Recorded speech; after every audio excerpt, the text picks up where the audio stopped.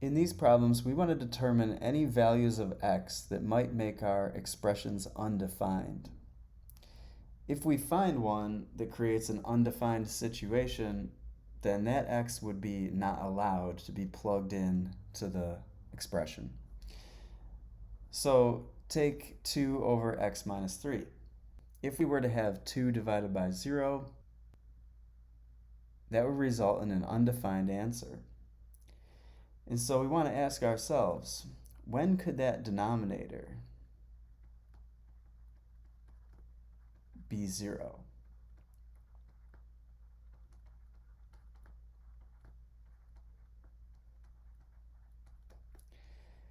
And we want to make sure that the denominator does not end up being 0.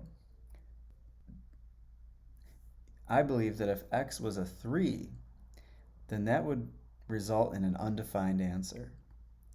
See, 2 over 3 minus 3 would be 2 over 0, which is, in math, undefined. All right, so for that reason, x cannot be 3. That's all we have to say for that. The expression is already simplified. There's nothing more we can do to simplify it any further. So we'll just leave it like that. For b, we have x minus 2 over x plus 4. Now it doesn't actually matter if the numerator is 0. That won't result in undefined. What gives us an undefined result is when the denominator is 0. So we want to really think about what number, if we plugged it in here, would give us a 0 down below. And I believe that negative 4 would create that problem. See, we would have negative 4 minus 2 over negative 4 plus 4.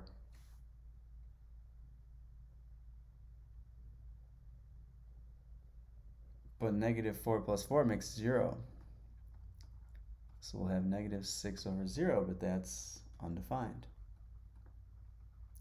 So for that reason, x cannot be negative 4. And we can't really simplify this substantially, so we'll just leave it. For these next ones, we have a quadratic down below. It's a little tougher to tell just by eye what value of x might cause a problem. So I'm going to try to factor it. And I can see that x squared minus 2x plus 1 could break into factors of x minus 1, x minus 1. Now if x was a 1,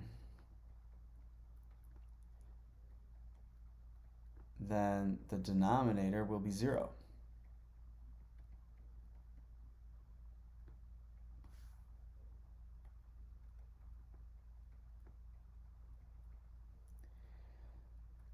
So therefore, x cannot be equal to 1.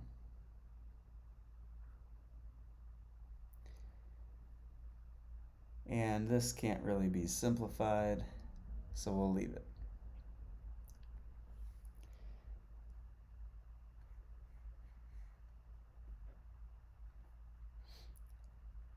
Let's try this one. I'll try to factor the denominator just like I did in C.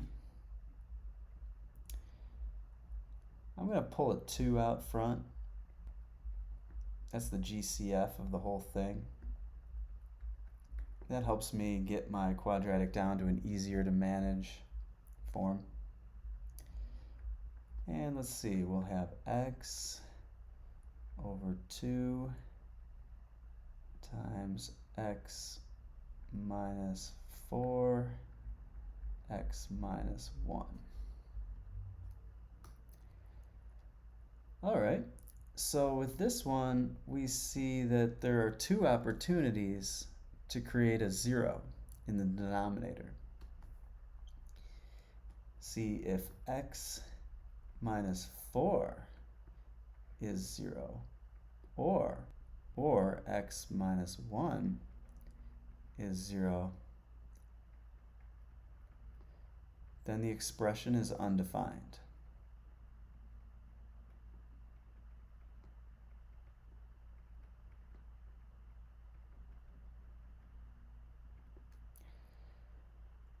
All right, so what would cause x minus 4 to become 0?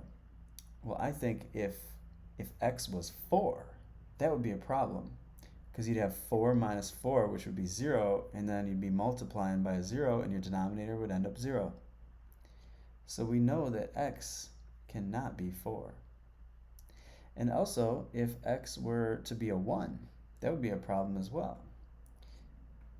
So x cannot be 4 or 1.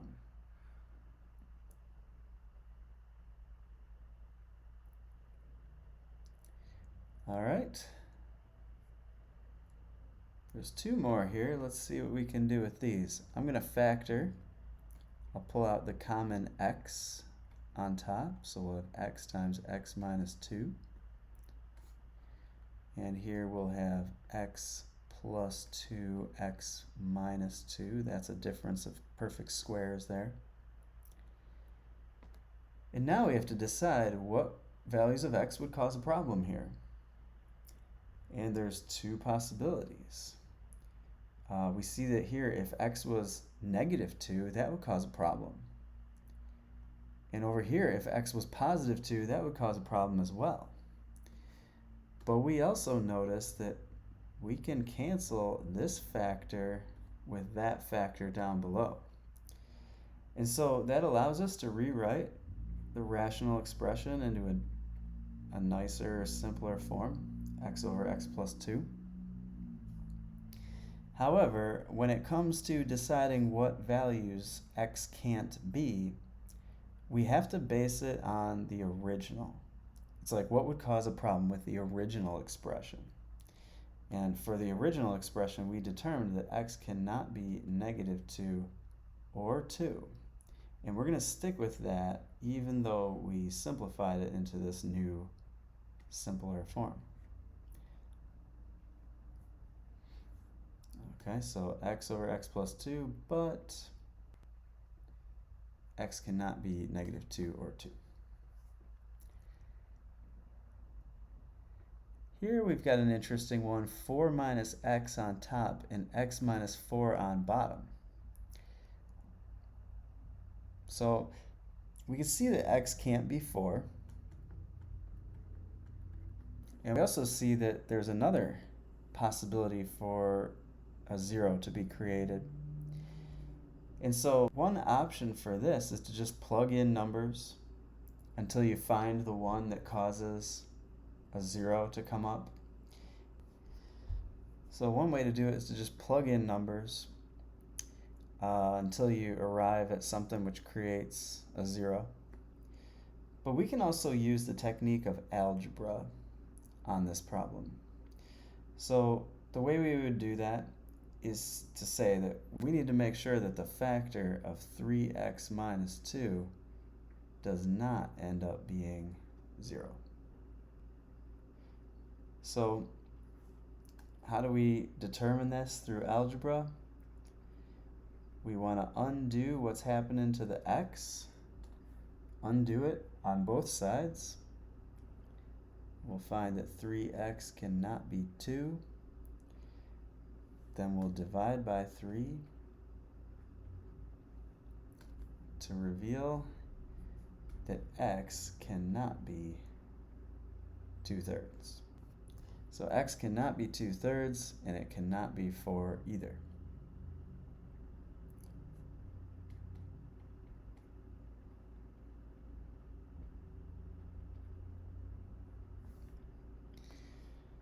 All right, finally, is it possible to simplify this any farther than it already is? And interestingly, it may be possible to do that. All we have to do is somehow manipulate the expression so that the numerator here matches with this factor down below. Right now they're kind of close, but they're not quite identical. So if we just change the signs of some of them in a strategic way, we can make a match. How would you do that? Well, you could factor out a negative from one of the factors. So I mean, change the signs of one of them and pull a negative out front. See, that numerator is the same as the original numerator.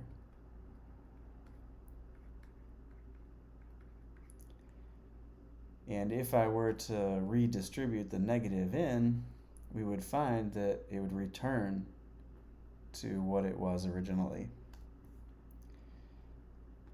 But negative 4 plus x is the same as x minus 4.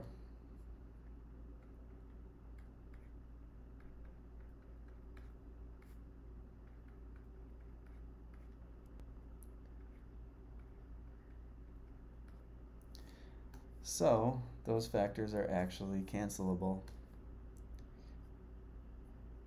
And we'll arrive at negative 1 over 3x minus 2. But still remembering